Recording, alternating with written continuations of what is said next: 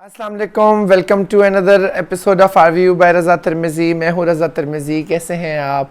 मौसम बदल रहे हैं, सर्दियाँ बाहर में और बाहर अब गर्मियों में जा रही है और let's welcome the summers because मुझे लगता है कि समर की अपनी खूबसूरती है। अगर आप देखें, जो कि मुझे भी मैं ऑब्ज़र्व करता हूँ, शायद इस वजह से है कि नित नए रंग के और डिज़ाइंस जो हैं मुख्तलिफ ब्रांड्स के कह लें या लोकल उसमें मार्केट्स में कह लें लॉन के नज़र आ रहे हैं और बड़े खूबसूरत पेस्टल शेड्स, डार्क भी आ रहे हैं, darks are also in fashion, but ये वाले मुझे बड़े अच्छे लगते हैं कि मैं मुख्तलिफ लोगों को बड़े कलरफुल कपड़ों में देखता हूँ।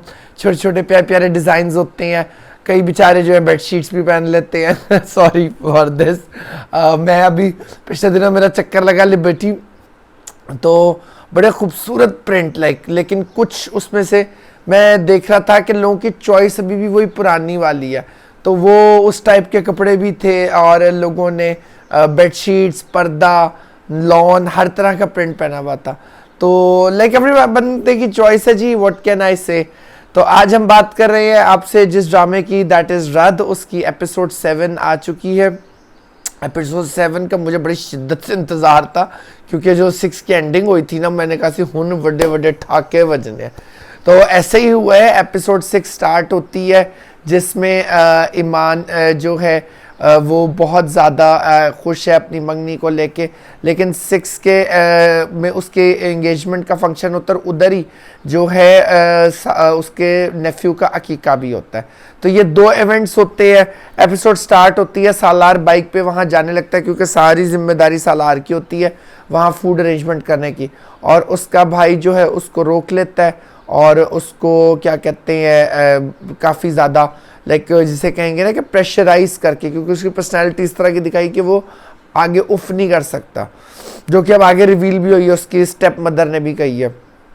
तो उसका भाई उसको नहीं जाने देता और उसको धक्का दे के अंदर भेजता है और वहाँ पता चलता है उसकी स्टेप बहन का रिश्ता तय हो रहा है, 7 सालार का भी रिश्ता तय हो जाता है। और उसके बाद वो उसका भाई उसको मज़ीद जलील करने के लिए फ़ोन न चाहता है, उसका फ़ोन नहीं देता, उससे फ़ोन ले लेता है, फिर उससे शर्त रखता है कि घर के सारे काम जो है ये करेगा। और इतने में उसका बाप आ जाता है और वो उसको कहता है कि कुछ डॉक्यूमेंट साइन करवाने, तो you have to stay here. तो वो बेचारा मज़ीद वहाँ रुक जाता है, वो कुछ भी नहीं बोल सकता, और वो उसका बाप उसको वार्न करके जाता है कि ये तुम ज़रा इससे ज़रा तमीज़ से रहो। ये वो कहता है जी मेरे से मुनाफकत नहीं होती, आपका बेटा है। बाय द वे जो एक्टर है इसका भाई सालार का, जो बहुत ही बुरी एक्टिंग कर रहा है, मुझे तो नहीं इसकी एक्टिंग समझ आई बहुत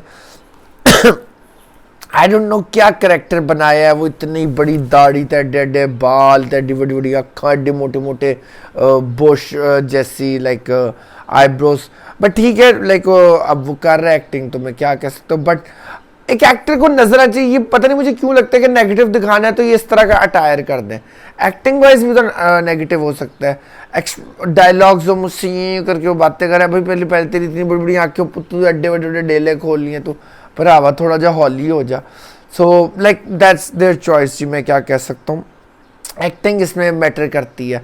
उसके बाद जो है उसका बाप उससे मज़ीद चेक्स और डॉक्यूमेंट साइन करा के, अब मुझे ये स्टोरी ना खुली है कि ये एक प्लान्ड मैरिज नादिया अफगन करवाती है अपनी फ्रेंड के साथ ही, और नादिया अफगन फिर उसको आगे ये मज़ीद पता चलेगा जब वो कहती है कि जब तुमने मेरे बेटे के साथ ऐसा क्या किया, वो आदी नहीं है तुम्हारी चीज़ों के सुनने का। वो कहता है कि मैं उसको यही कह रहा हूँ कि ज़रा हौले हो जा।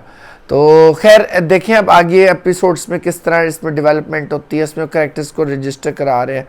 उधर जो है ईमान और जैन की मंगनी जो है वो होने को तैयार है, और उससे पहले जो है वो उसका बहनोई रौला जमील भाई रौला शौला डालता है, वो अपने कज़न को ले आता है। अब उसका कज़न जो है वो राज फाश कर चुका होता है कि ही इज़ ऑलरेडी मैरिड और ये मुझे पैसों के चक्कर में इधर शादी करा रहा है, क्योंकि उसके घर को भी नहीं पता। और वो सारा मुद्दा प्लान करके उसके ऊपर जमील पे डाल के, और फिर वो जमील को कहती है कि चलें भाई आप ही मंगनी करा दें। लो जी, अभी उधर कार्रवाई शुरू होती है, तो वो जो है उसका कज़न समीर जो है वो भांडा फोड़ता है जमील भाई को, वाह जमील भाई जलील होते हैं और उसकी माँ भी उसको करते हैं। और वो जब ज़रा तैश में आता है तो वो कहता है 1 करोड़ पता नहीं कितने लाख का तो कर्जा, और ये मेरी धोखे से शादी करा रहे।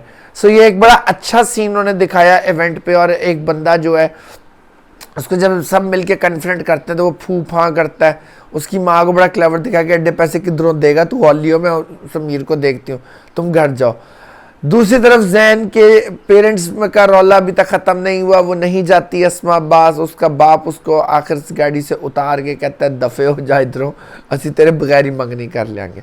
और फिर जो है वो इवेंट वहाँ शुरू होता है। अब इवेंट्स में जो है सिंक्रोनाइजेशन इस तरह हुई है रिलेशनशिप्स में कि उसकी माँ जो है फिर तैयार होकर बाद में आती है, जब बाद में आती है तो वो एंटर हो रहे होते हैं, जमील भाई जलील होके जा रहे होते हैं, तो वो देख के और वो समझ जाती है कि ये मेरा मतलब का बंदा है, because she is not happy.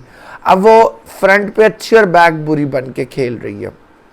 अब लेट्स सी ये चीज़ किस तरह चलेगी, बट मुझे बड़ा इसके अंदर हो रहा है कि इन्होंने अच्छा स्टोरी को लिया है, वो वैन पिट्टे ये सब कुछ नहीं किया। देखें इन द एंड तो पछतावा ये सब कुछ होता ही है, लेकिन दिस ड्रामा इज़ एक्चुअली मुझे लगता है going to give you the goose bumps, क्या है अब क्या होना है, ओ माई गॉड अब क्या होना है। तो ड्रामा जो है क्या कहते हैं, मुझे इसमें बहुत ज़्यादा ये है कि ये किसी ना किसी तरह जो है ना मैसेज तो देगा ही। एंड में वो बेचारा पहुंचता है जब उनकी मंगनी हो जाती है, सालार जो कि पता ही सालार के कैरेक्टर से मुझे प्यार हो गया, दिल चाह रहा कि तू कुछ बोलता क्यों नहीं है, लिटरली ड्रामा देखा कि तू बोलता क्यों नहीं है कुछ। तो that was like I must say कि वेरी नाइस स्टोरी। बस एक दो एक्टर्स और उनकी एक्टिंग से ज़रा मुझे इतराज़ है, आई डोंट नो पर्ची पे हैं या मेहनत पे हैं, but it can be better, may be in the future हो जाए। नादिया अफगान का जितना रोल है बहुत अच्छा है, और वो फिर रिवील भी करती है सालार है कौन एक्चुअली। सालार साहब तो बड़े अमीर बंदे हैं।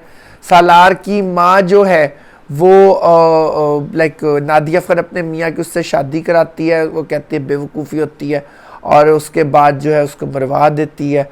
किस प्लान से ये नहीं बचता। अब वो अपने मियाँ को कहते हैं तुम बेवफा हो, इस बच्चे को देखते हो मुझे तुम्हारी बेवफाई याद आती है। वो कहते हैं बेवफाई मैंने तो नहीं की, तुम्हारा प्लान था। उसने कहा मेरा प्लान शादी कराने का था, बच्चा पैदा करने का नहीं था। सो यू नो लाइक अब ये सारी चीज़ें, अब वो उसके सालार के मामू के भी जिक्र उसने कर दिया है। इसका मतलब हम नेक्स्ट एपिसोड में वो आएंगे, जहाँ तक मुझे लगता है वो शायद नुमान एजाज साहब हो। तो looking forward for the next episode.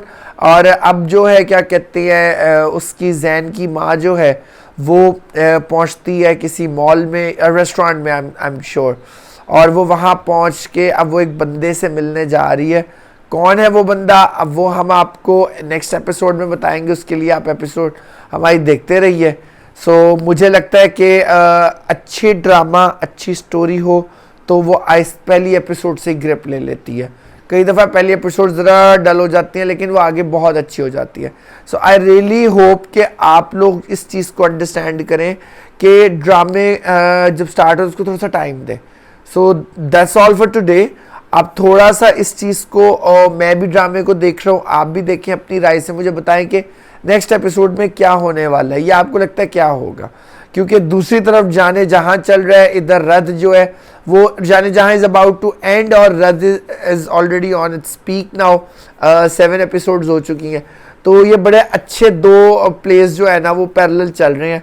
सो मुझे लगता है कि अब मज़ा आएगा देखकर आगे भी चीज़ों को। So that's all for today. Video पसंद आए तो press the bell icon, hit subscribe. अपना बहुत ख्याल रखें और हमें अपनी दुआओं में और हमारे मुल्क पाकिस्तान को, पैलेस्टाइन को याद रखें। Thank you, signing off. अल्लाह हाफ़िज़।